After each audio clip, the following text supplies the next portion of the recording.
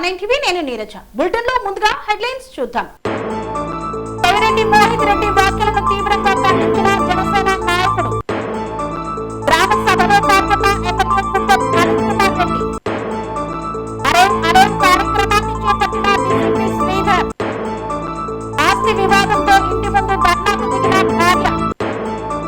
ప్రజా సమస్యల పరిష్కారం కోసమే రాజ్య సభలు అన్న లావణ్య.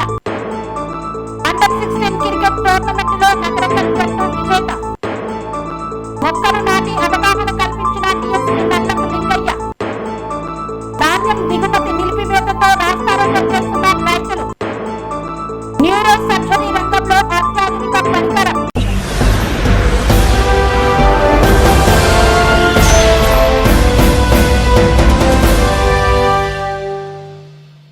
వైసీపీ నేత చెవిరెడ్డి మోహిత్ రెడ్డి చేసిన వ్యాఖ్యలను తీవ్రంగా ఖండించిన జనసేన పార్టీ ఇన్ఛార్జ్ దేవర మనోహర్. తిరుపతి జిల్లా చంద్రగిరి నియోజకవర్గం చంద్రగిరిలో జనసేన పార్టీ ఇన్ఛార్జ్ దేవర మనోహర్ నిర్వహించిన మీడియా సమావేశంలో వైసీపీ నేత చెవిరెడ్డి మోహిత్ రెడ్డి చేసిన వ్యాఖ్యలను తీవ్రంగా ఖండించారు.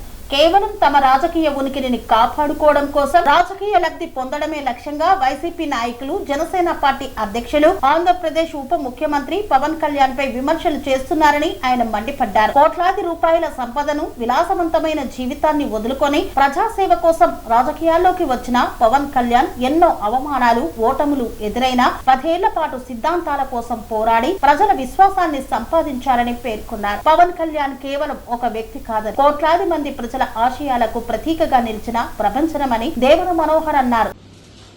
అందరికీ నమస్కారం. విచ్చేసిన ప్రింట్ అండ్ ఎలక్ట్రానిక్ మీడియా మిత్రులకి మా జనసేన పార్టీ అధ్యక్షులు ఆంధ్రప్రదేశ్ రాష్ట్ర ఉప ముఖ్యమంత్రి వర్యులు శ్రీ పవన్ కళ్యాణ్ తరఫున మా తరఫున ప్రత్యేక ధన్యవాదాలు తెలియజేసుకుంటూ ఈరోజు జనసేన పార్టీ చంద్రగిరి నియోజకవర్గం ఆధ్వర్యంలో మీడియా సమావేశం ఏర్పాటు చేయడం యొక్క ముఖ్య ఉద్దేశం ఏంటంటే నిన్నటి రోజున చంద్రగిరి నియోజకవర్గంలో వైఎస్ఆర్సీపీ నియోజకవర్గ ఇన్ఛార్జ్ చెవిరెడ్డి మోహిత్ రెడ్డి గారి ఆధ్వర్యంలో మాజీ ఎమ్మెల్యే శ్రీ చెవిరెడ్డి భాస్కర్ రెడ్డి గారి కుమారుడైనటువంటి చెవిరెడ్డి మోహిత్ రెడ్డి గారు నిన్నటి రోజున ఏదో వాళ్ళ పార్టీ కార్యక్రమం చేసుకుంటూ వాళ్ళలోంచి ఒక వ్యక్తి మా అధ్యక్షుడు ఆంధ్రప్రదేశ్ రాష్ట్ర ఉప ముఖ్యమంత్రి వర్యులు శ్రీ పవన్ కళ్యాణ్ గారి మీద కొన్ని అనుచిత వ్యాఖ్యలు అలాగే సనాతన ధర్మం మీద కొన్ని అనుచిత వ్యాఖ్యలు చేయడం జరిగింది. నేను వైఎస్ఆర్సీపీ నాయకులకి జగన్మోహన్ రెడ్డి గారికి అలాగే ఈ యొక్క స్థానిక ఇన్ఛార్జికి చెబుతుంది ఏంటంటే మీరు కులాల మధ్య ప్రాంతాల మధ్య చిచ్చులు పెట్టద్దండి. ఏదో ఒక దళిత కాడను జర్నలిస్టులను లేకపోతే పొలిటికల్ అనలిస్టులను మీ విధంగా వచ్చి మీ యొక్క వృత్తి కోసం లేకపోతే పవన్ కళ్యాణ్ గారు హిమాలయ పర్వతం శిఖరం లాంటి వ్యక్తి. ఆ శిఖరాన్ని చూసి అలాంటి ఆశయం ఉన్న వ్యక్తిని చూసి మీరు మురిగే కొద్దీ ఇది ఎలా ఉంటుందంటే ఒక కొండను చూసి కుక్కలు మురుగుతున్నట్టే ఉంటుంది. ప్రతి ఒక్కరూ కొండను చూసి కుక్కలు మురిగినంత కాలం కుక్కలకు నోరు నొప్పి రావాలే గాని కొండ యొక్క స్థాయి గాని దాని స్థానం గాని తగ్గదు, ఇంకా పెరుగుతూనే ఉంటుంది. ఈరోజు పవన్ కళ్యాణ్ అనే వ్యక్తి 2024లో ఒక చారిత్రాత్మక నిర్ణయం తీసుకోవడం వల్ల ఈరోజు చాలా మంది రాజకీయ నిరుద్యోగులయ్యారు, రాజకీయ సన్యాసం తీసుకున్నారు. వాళ్ళలో ముఖ్యంగా జగన్మోహన్ రెడ్డి 151 సీట్ల నుంచి 11 సీట్లకు పడ్డాడు. అంటే తొక్కుతానంటే అధపాతాలను తొక్కే విధంగా తొక్కడం జరిగింది. ఈరోజు ప్రతిపక్ష పాత్ర పోషించాలే గాని కనీసం అంటే రాజకీయ పరిజ్ఞానం గాని ప్రజాస్వామ్య విలువలు గాని ప్రజలకు సేవ చేయాలనే ఎటువంటి విలువలు లేని వ్యక్తులు పవన్ కళ్యాణ్ గారి మీద అవాకులు చెవాకులు పేలుతున్నారు. నేను జనసేన పార్టీ చంద్రగిరి నియోజకవర్గ ఇన్ఛార్జిగా దేవర మనోహర్ అనే నేను అదేవిధంగా నాతో పాటు ఉన్నటువంటి 7 మండలాల అధ్యక్షులు ఇక్కడ నామినేట్ పదవులు పొందిన అందరి తరపున ప్రజల తరపున ఈ రోజు పవన్ కళ్యాణ్ గారికి ప్రజల కోసం వచ్చిన వ్యక్తి. గత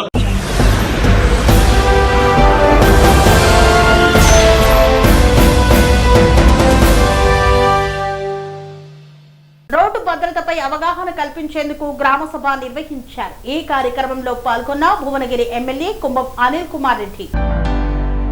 రోడ్డు భద్రత అవగాహన గ్రామ సభ కార్యక్రమంలో పాల్గొన్న ఎమ్మెల్యే కుంభం అనిల్ కుమార్ రెడ్డి భువనగిరి నియోజకవర్గంలోని పోచంపల్లి మండలం దేశముఖి గ్రామంలో రోడ్డు భద్రతపై నిర్వహించిన గ్రామ సభ కార్యక్రమంలో భువనగిరి నియోజకవర్గ శాసన సభ్యులు కుంభం అనిల్ కుమార్ రెడ్డి పాల్గొన్నారు. ఈ కార్యక్రమానికి తెలంగాణ రాష్ట్ర పోలీస్ అకాడమీ డైరెక్టర్ అభిలాష బిస్ట్ ఐపీఎస్ ముఖ్య అతిథిగా హాజరై రోడ్డు భద్రతపై ప్రజలకు అవగాహన కల్పించారు. ఈ సందర్భంగా ఎమ్మెల్యే కుంభం అనిల్ కుమార్ రెడ్డి మాట్లాడుతూ రోడ్డు ప్రమాదాల నివారణలో ప్రతి పౌరుడు తన బాధ్యతను గుర్తించి ట్రాఫిక్ నిబంధనలను ఖచ్చితంగా పాటించాలని పిలుపునిచ్చారు. ప్రమాదాలు జరిగిన తర్వాత బాధపడటం కంటే ముందస్తు జాగ్రత్తలు తీసుకోవడం ఎంతో ముఖ్యమని తెలియజేశారు. రాష్ట్రంలో దేశంలో జరుగుతున్న రోడ్డు ప్రమాదాల్లో అధిక శాతం ప్రమాదాలు మానవ తప్పిదాలు నిర్లక్ష్యం కారణంగానే జరుగుతున్నాయన్నారు. గ్రామస్తులందరికీ పెద్ద ఎత్తున మీ అందరికీ ఇక్కడ గ్రామ పెద్దలందరికీ పేరు పేరున నా యొక్క నమస్కారం. అట్లనే ఈనాటి చీఫ్ గెస్ట్ అభిలాష బిస్ట్ తెలంగాణ పోలీస్ అకాడమీ డైరెక్టర్ గారు పెద్దలు. అంటే డైరెక్టర్ జనరల్ ఆఫ్ పోలీస్ అంటే పోలీసుల హైయెస్ట్ పోస్ట్ అన్నారు. సో వారు మన దగ్గర దేశముఖి చిన్న గ్రామానికి వచ్చి మన కోసం ఈరోజు టైం ఇచ్చి ఈ రోడ్ సేఫ్టీ ప్రోగ్రాంలో వచ్చి మనకు ఈ కార్యక్రమం చేసడానికి వచ్చిన వారికి నమస్కరిస్తూ అట్లే ఎస్పీ గారికి, అక్షాంష్ యాదవ్ గారికి, వేదిక మీద ఉన్న ఎంపీడీఓ గారికి, ఇతర అధికారులు, మరి ఎంఆర్ఓ గారికి ఇట్లా కూడా ఉన్నారు. అట్లే ఆర్డీఓ గారు, మరి శేఖర్ రెడ్డి గారు, లక్ష్మణ గారు, అడిషనల్ ఎస్పీ గారు, మా సర్పంచ్, యువ సర్పంచ్ దుర్గం జంగయ్య యాదవ్, మరి అట్లే మిగతా మిత్రులు అంతా కూడా ఉన్నారు. ఇక్కడ అధికారులు ఏసీపీ గారు, ఇక్కడ రవీందర్ డిఎస్పీ గారు ఉన్నారు, భువనగిరి, అట్లే శ్రీనివాస్ నాయుడు. ఈరోజు చాలా సంతోషం, గొప్ప కార్యక్రమంగా ఈరోజు తెలంగాణ ప్రభుత్వం 99 రోజుల ప్రజాపాలన కార్యక్రమం ఈరోజు రాష్ట్ర వ్యాప్తంగా జరుపుకుంటున్నాం. ఇది ఈ యొక్క 99 రోజుల ప్రజాపాలనలో ఆఖరి గ్రామ సభగా దీన్ని భావిస్తున్నాం. ఆఖరి గ్రామ సభగా. సో 12వ రోజు 12th నాడు కంక్లూజన్ ఉంటుంది. ఈరోజు ఆఖరి గ్రామ సభ. ఆఖరి గ్రామ సభలో ఒక గొప్ప కార్యక్రమం, మరి ఈ యొక్క రోడ్ సేఫ్టీ ప్రోగ్రామ్ తీసుకోవడం చాలా గొప్ప విషయంగా భావిస్తున్నాం. సరే, ఈ రోడ్ సేఫ్టీ అంటే జనరల్గా మనం ఏమనుకుంటాం, ఈ రోడ్ సేఫ్టీలో ఏముండలే, రోడ్ సేఫ్టీ ఏం చెప్తారు, స్పీడ్ పోవద్దు అంటారు, ఇది హెల్మెట్ పెట్టుకోవాలంటారు, అది అంటారు, ఏదో ఫోన్ మాట్లాడొద్దు అంటారు. అంటే సింపుల్గా అనిపిస్తుంది ఇది మనకు. కానీ ఇప్పుడు మనం ప్రొజెక్టర్ దాన్ని చూస్తుంటే, ఎల్సిడి స్క్రీన్ మీద చూస్తుంటే ఇప్పుడు ఎట్లా అనిపించింది మనకు, ఎంత బాధ పెట్టేది ఉన్నదంటే, సడన్ గా మోటార్ సైకిల్ మీద లారీ యాక్సిడెంట్ కావడం కానీ, హెల్మెట్ లేకపోతే చనిపోవడం కానీ, ఫోన్ మాట్లాడుకుంటూ పోతే యాక్సిడెంట్ కావడం కానీ, ఇది చూస్తుంటే అమ్మ ఇది నిజంగానే ఇది చాలా సీరియస్ అనేది మనకి ఇప్పుడు తెలుస్తుంది. లేకపోతే ఏమున్నదంటే ఏం లేదనంటే ఎవరికి తెలుస్తుంది అంటే ఆ కుటుంబ సభ్యులకు, ఎవరికైతే ఆ కుటుంబంలో ప్రాణం పోయిందో వాళ్ళ బాధ వర్ణనాతీతంగా ఉంటుంది, వాళ్ళ బంధుమిత్రుల బాధ వర్ణనాతీతంగా ఉంటుంది. కాబట్టి ఇది చాలా ముఖ్యమైనది. ఎందుకంటే ఇండియాలో, మన దేశంలో రోడ్ యాక్సిడెంట్ యువత చనిపోతుంది.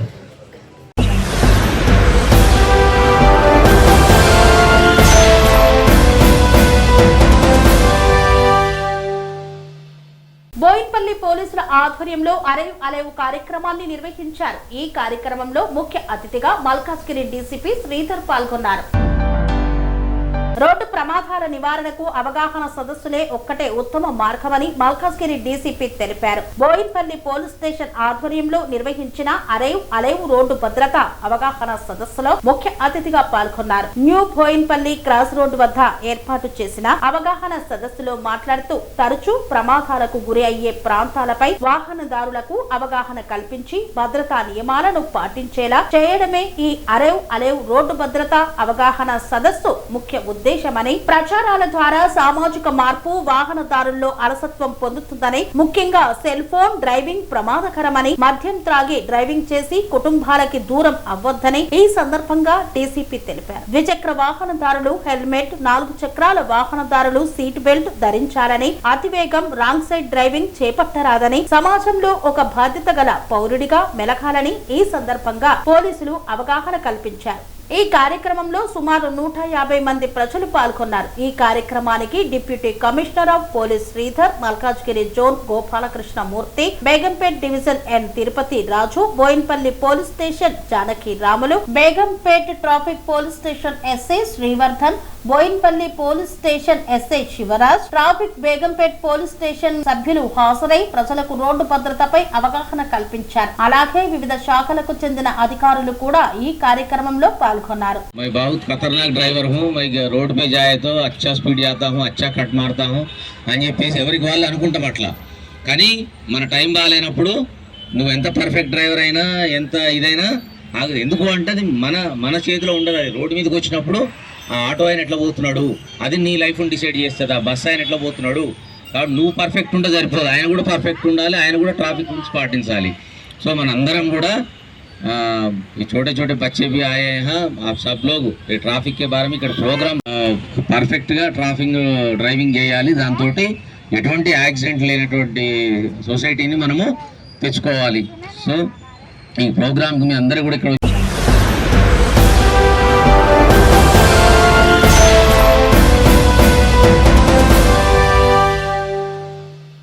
కోదాడ పట్టణంలోని అశోక్ నగర్ లో కుటుంబ ఆస్తి వివాదం నేపథ్యంలో తండ్రి మృతదేహం ముందే భార్య, 3 కుమార్తెలు ధర్నాకు దిగారు.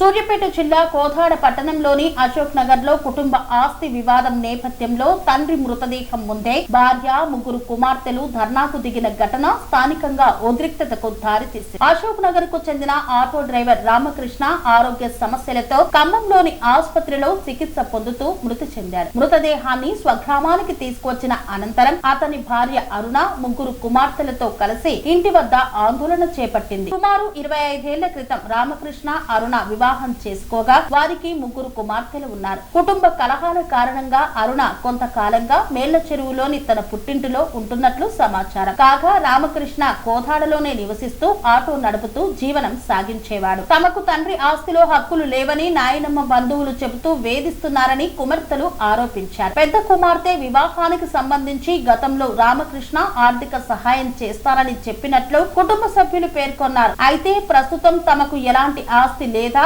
ఇంటిపై హక్కులు ఉండవని చెప్పడంతో వివాదం తలెత్తినట్లు తెలియజేశారు. దీంతో మృతుడి ఇంటి ఎదుట ఆటోను అడ్డంగా నిలిపి భార్య, కుమార్తెలు బైఠాయించి నిరసన వ్యక్తం చేశారు. సమాచారం అందుకున్న పోలీసులు సంఘటనా స్థలానికి చేరుకొని ఇరు వర్గాలతో మాట్లాడారు. పెద్దలు, బంధువుల సమక్షంలో నాయనమ్మ, మనవరాళ్ల మధ్య రాజీ కుదిర్చేందుకు ప్రయత్నాలు కొనసాగుతున్నాయి.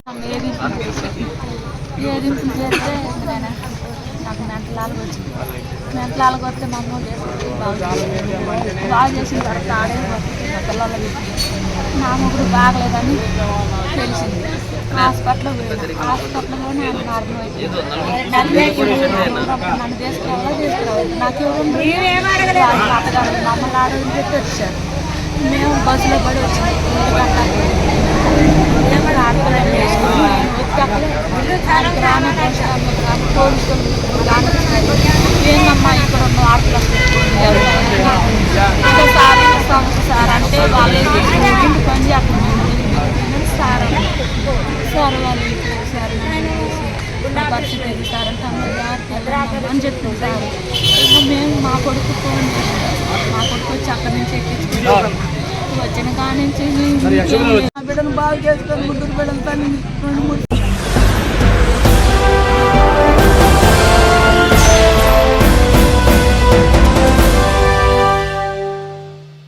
ప్రజా సమస్యల పరిష్కారం కోసమే ప్రభుత్వం వార్డు సభలు నిర్వహిస్తోందని మున్సిపల్ చైర్పర్సన్ గజ్వాడ లావణ్య నాగరాజు పేర్కొన్నారు. ప్రజా సమస్యల పరిష్కారం కోసమే ప్రభుత్వం వార్డు సభలు నిర్వహిస్తోందని మున్సిపల్ చైర్పర్సన్ గజ్వాడ లావణ్య నాగరాజు గుప్తా అన్నారు. రామాయంపేట మున్సిపాలిటీ పరిధిలోని 1, 6, 7వ వార్డులలో నిర్వహించిన వార్డు సభల్లో chairperson Gajwada Lavanya Nagaraju Gupta, vice chairperson Pochammala Navaneeta Ganesh, commissioner A Ravinder పాల్గొన్నారు. వార్డుల్లో నెలకొన్న సమస్యలను అడిగి తెలుసుకున్నారు. సీసీ రోడ్లు, డ్రైనేజీ నిర్మాణం, ఇందిరమ్మ ఇల్లు, విద్యుత్ సమస్యలపై ప్రజలు తమ దరఖాస్తులను అందజేశారు. ఈ సందర్భంగా సందర్భంగా ఏర్పాటు చేసిన సమావేశంలో వారు మాట్లాడుతూ తెలంగాణ రాష్ట్ర ప్రభుత్వం మహిళలకు పెద్దపీట వేస్తుందని, ఆర్థిక అభివృద్ధికి బ్యాంకుల ద్వారా రుణాలు పంపిణీ చేస్తుందని పేర్కొన్నారు. రామాయంపేట మున్సిపాలిటీని అన్ని రంగాల్లో అభివృద్ధి చేసేందుకు కృషి చేస్తామని, ఎమ్మెల్యే రోహిత్ రావు సహకారంతో అభివృద్ధి నిధులు మంజూరు కానున్నట్లు పేర్కొన్నారు. స్వచ్ఛ మున్సిపాలిటీకి ప్రజలందరూ సహకరించాలని, రోడ్లపై చెత్త వేసి అపరిశుభ్రతకు నిలయాలుగా మార్చవద్దని, ఇంటి ముందుకు వచ్చిన చెత్త బండికి తడి పొడి చెత్త వేరు చేసి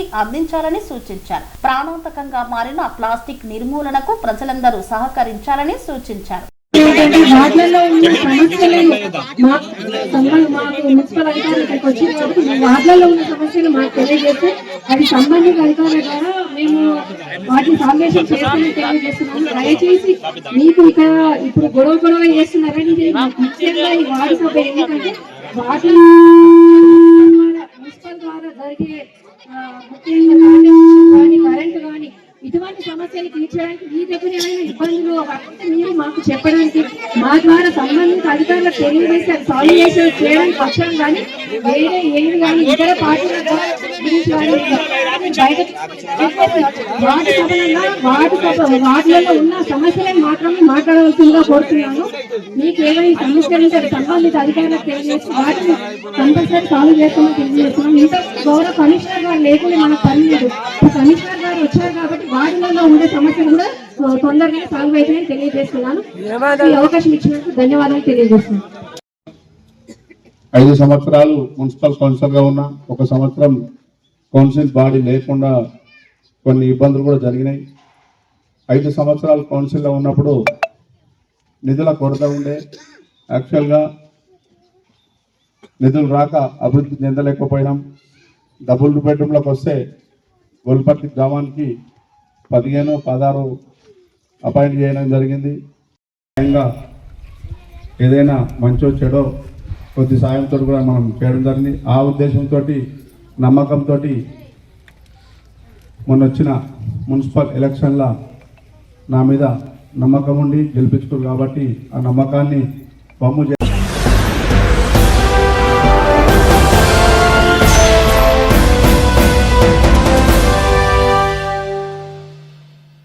జిల్లా క్రికెట్ అసోసియేషన్ ఆధ్వర్యంలో నిర్వహించిన అండర్-16 క్రికెట్ టోర్నమెంటులో నకరికల్ జట్టు విజేతగా నిలిచింది. సూర్యాపేట జిల్లా కోదాడ నల్గొండ జిల్లా క్రికెట్ అసోసియేషన్ ఆధ్వర్యంలో కోదాడలోని కేఆర్ఆర్ ప్రభుత్వ డిగ్రీ కళాశాల మైదానంలో నిర్వహించిన ఉమ్మడి నల్గొండ జిల్లా అండర్-16 క్రికెట్ టోర్నమెంట్ లో నకరికల్ జట్టు విజేతగా నిలిచింది. హైదరాబాద్ క్రికెట్ అసోసియేషన్ సమ్మర్ క్యాంపులో భాగంగా నిర్వహించిన ఈ పోటీల్లో కోదాడ, నకరికల్, మిర్యాలగూడ, నల్గొండ, యాదాద్రి భువనగిరి జట్లు పాల్గొన్నాయి. ఫైనల్ మ్యాచ్ లో నకరికల్ జట్టు మెరుగైన ఆట తీరుతో విజయం సాధించింది. టోర్నీలో పాల్గొన్న క్రీడాకారులు సమ్మర్ క్యాంపులో నేర్చుకున్న నైపుణ్యాలను మైదానంలో ప్రదర్శించి ఆకట్టుకున్నారు. విజేత జట్టుకు నల్గొండ జిల్లా cricket association general secretary Syed Ameeruddin ట్రోఫీని అందజేశారు.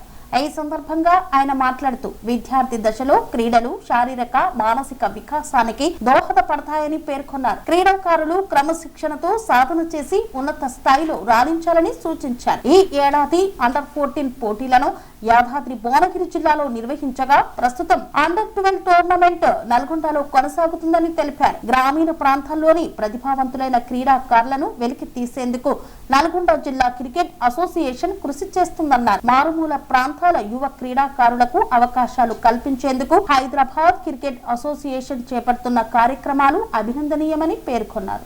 అదేవిధంగా నల్లగొండ జిల్లా క్రికెట్ అసోసియేషన్ గత 2 సంవత్సరాల నుంచి నల్లగొండ ఏ విధంగా ఆడుతున్నదో తెలంగాణ జిల్లాలో అన్ని దగ్గరది నల్లగొండ జిల్లా యొక్క చర్చ జరుగుతుంది.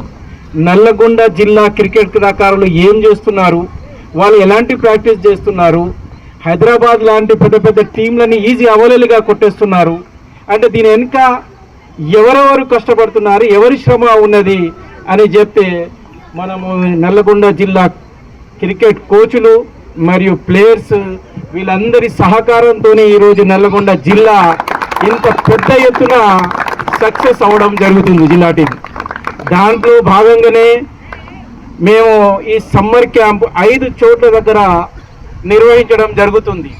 టాలెంట్ అనేది ఎక్కడుంటుందో ఎవరికి తెలియదు.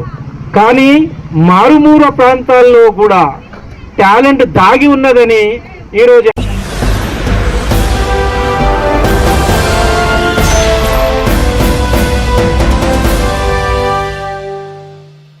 నారాయణపేట జిల్లా ప్రభుత్వ మెడికల్ కళాశాల ఆవరణలో మొక్కలు నాటి అవగాహన కల్పించిన డీఎస్పీ నల్లపులింగయ్య. ప్రజాపాలన ప్రగతి ప్రణాళిక కార్యక్రమంలో భాగంగా ఈగల్ ఫోర్స్ టీం పోలీస్ శాఖ ఆధ్వర్యంలో అటవీ శాఖ మరియు వైద్య ఆరోగ్య శాఖల సంయుక్త అధికారులు విద్యార్థులు కలిసి నారాయణపేట జిల్లా ప్రభుత్వ మెడికల్ కళాశాల ఆవరణలో మొక్కలు నాటే ప్రత్యేక అవగాహన కార్యక్రమం నిర్వహించారు. డ్రగ్స్ మరియు మత్తు పదార్థాల బారిన పడి అనంతరం డి అడిక్షన్ సెంటర్ ద్వారా చికిత్స పొంది సాధారణ జీవితంలోకి తిరిగి వచ్చిన సుమారు 20 మంది యువకులతో కలిసి అధికారులు మొక్కలు నాటి పర్యావరణ పరిరక్షణతో పాటు మత్తు పదార్థాల నివారణపై అవగాహన కల్పించారు. ఈ సందర్భంగా డీఎస్పీ నల్లపులింగయ్య మాట్లాడుతూ యువత దేశ భవిష్యత్తు అని, అలాంటి యువత మత్తు పదార్థాలకు బానిస కాకుండా ఆరోగ్యకరమైన జీవన విధానాన్ని అలవర్చుకోవాలని సూచించారు. డ్రగ్స్ నియంత్రణను తెలంగాణ ప్రభుత్వం ప్రతిష్టాత్మకంగా తీసుకొని ఎన్ఫోర్స్మెంట్ మరియు అవగాహనతో డ్రగ్స్ ను నియంత్రించడం జరుగుతుందని డీఎస్పీ తెలిపారు. డ్రగ్స్ వినియోగం వ్యక్తిగత జీవితానికి కాకుండా కుటుంబం, సమాజం మరియు దేశ అభివృద్ధికి కూడా తీవ్ర నష్టం కలిగిస్తుందని తెలిపారు. ఈ మొక్కలు నాటే కార్యక్రమానికి వచ్చేసిన గవర్నమెంట్ మెడికల్ కాలేజ్ ప్రిన్సిపల్ గారు, వారి remaining doctors, paramedical staff and nurses, మా శాఖ తరఫున మా సిఐలు, ఎస్ఐలు, ఆర్ఐలు అండ్ మెన్, తర్వాత ఇక్కడ హైదరాబాద్ వచ్చిన ఈగిల్ టీం వాళ్ళు, తర్వాత సరే కొంత కేసులో ఇన్వాల్వ్ అయ్యి అండ్ సత్ప్రవర్తనతో వచ్చిన ఇక్కడ మిగతా వీళ్ళు, తర్వాత పత్రికా మిత్రులు, ఇక్కడ ప్రతి ఒక్కరికి అటవీ శాఖ వాళ్ళందరికీ నా హృదయపూర్వక నమస్కారాలు.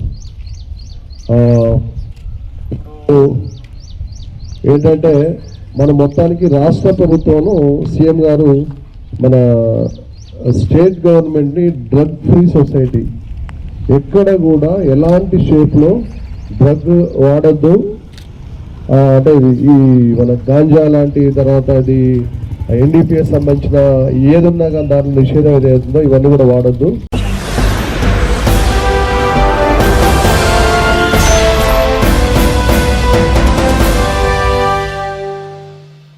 అహ్మద్నగర్ మిల్లు వద్ద ధాన్యం దిగుమతి నిలిపివేతతో రాస్తారోకో చేస్తున్న రైతులు. కొనుగోలు కేంద్రాల నుండి ట్రాక్ చిట్టీలతో మిల్లులకు తరలించిన ధాన్యాన్ని స్వీకరించకుండా మిల్లు యాజమాన్యం నిరాకరించడంతో 2 రోజులుగా రైతులు తీవ్ర ఆందోళనకు దిగారు. దౌలతాబాద్ మండలంలోని అహ్మద్నగర్ రైస్ మిల్లు వద్ద బుధవారం రైతులు రాస్తారోకో నిర్వహించి నిరసన వ్యక్తం చేశారు. 2 రోజులుగా మిల్లుకు చేరుకున్న ధాన్యాన్ని దిగుమతి చేయకుండా నిలిపివేయడంతో లారీలు, ట్రాక్టర్లు మిల్లు వద్దే నిలిచిపోయాయి. గ్రామాల్లోని ధాన్యం కొనుగోలు కేంద్రాల నిర్వాహకులు ట్రాక్ చిట్టీలు రాసి పంపించినప్పటికీ మిల్లులో ధాన్యం నిల్వ లక్ష్యం పూర్తయిందని, ఇక ధాన్యం తీసుకోలేమంటూ యాజమాన్యం చేతులెత్తేయడంతో రైతులు తీవ్ర ఇబ్బందులు ఎదుర్కొన్నారు. మిల్లు గేటు మూసివేయడంతో వాహనాలు ఎక్కడికక్కడ నిలిచిపోయాయి. కొనుగోలు కేంద్రాల్లో కూడా ధాన్యం రాసులు పేరుకుపోవడంతో రైతులు, కేంద్రాల నిర్వాహకులు ఆందోళన చెందుతున్నారు. ఇప్పటికే పంట కోతలు పూర్తి చేసి ధాన్యాన్ని విక్రయానికి తీసుకువచ్చిన తమకు ఇంకా ఎన్ని రోజులు కష్టాలు తప్పవని రైతులు మండిపడుతున్నారు. ప్రభుత్వ నిర్లక్ష్యమే ఈ పరిస్థితికి కారణమంటూ రైతులు సీఎం డౌన్ డౌన్ అంటూ నినాదాలు చేశారు. రాస్తారోకో కారణంగా కొంతసేపు రాకపోకలకు అంతరాయం ఏర్పడింది. అయితే ధాన్యం కొనుగోలు, రవాణా నిల్వల విషయంలో ప్రభుత్వం తక్షణ చర్యలు తీసుకోవాలని రైతులు డిమాండ్ చేశారు. లేదంటే ఆందోళనను మరింత ఉధృతం చేస్తామని హెచ్చరించారు.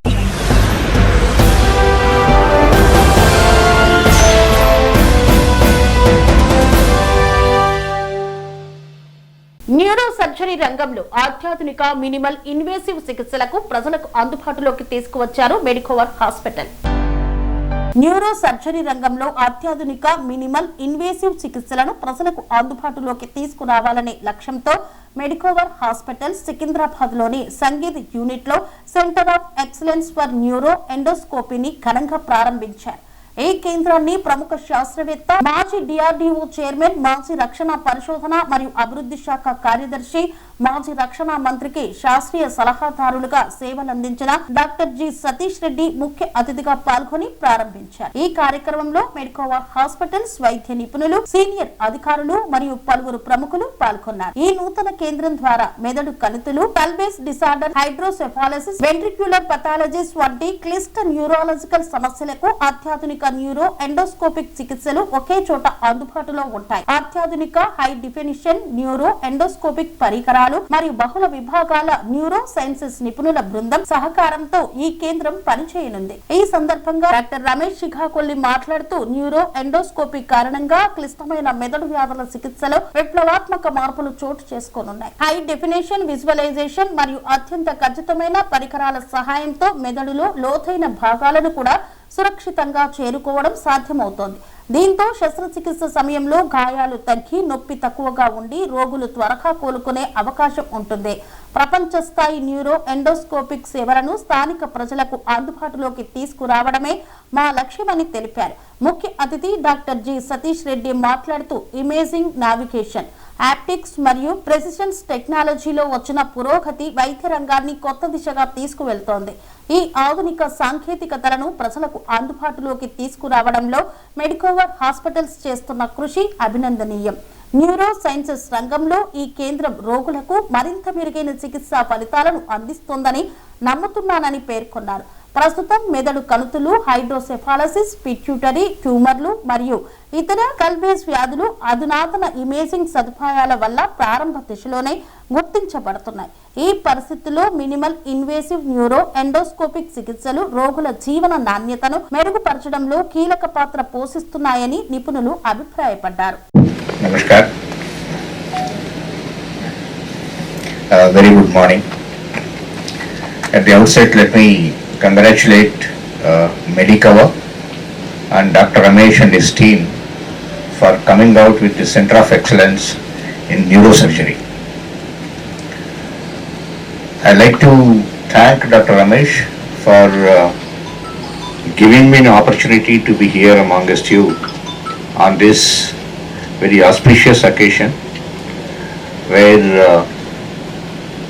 we are entering into a different domain or era of neurosurgeries. It's my privilege to be here on this occasion, specifically which is connected to medical field. Even though I am not a doctor, I am a scientist and more of a defense scientist. But then I do not know why Dr. Ramesh chose me and invited me here, I do not know. But then it's a privilege for me to be amongst you here and to inaugurate such a facility here. In fact, the advancements in the medical field today, if you look at it, with the emergence of technologies, particularly with the micro and nano technologies coming out, the visual technologies and the sensing technologies which are day by day are improving. So the medical field is going through revolutionary changes, you can say. It almost about last probably about 10 to 15 years back, more of it started with this endoscopic surgeries coming into picture, whether it's many starting with probably the gallbladder transplantation removals, and then going into liver transplantations, and then going into lung transplantations and various other things for the things, where it actually India, particularly Hyderabad, has become one of the important centers around the globe, whereas various people from various countries have come and got the surgeries done here in this field and have gone. And so Bharat has been emerging as a center for medical treatment in critical areas, which has been there. And the technology has been dominating in this in a big way. And in fact, I see that, I'll little bit say a little later, we are going to see a lot more changes in the coming years now. But today, if you look at it, neurosurgery is, I consider, prior to COVID, unimaginable. In the entire world, no other country has responded the way this country has responded, whether the people themselves following the rules and regulations, or the equipment coming, or vaccines coming, 2 vaccines coming, not only to its 140 crore population, but we exported also. So much things happened, these hospitals coming, medicines coming, and equipment coming, exporting and all that. So the country can do wonders. It is only that we need to think, we need to make it. So I wish that this equipment also in the coming years we will be able to develop, so that the cost of treatment to a common man comes very low. This is the most important.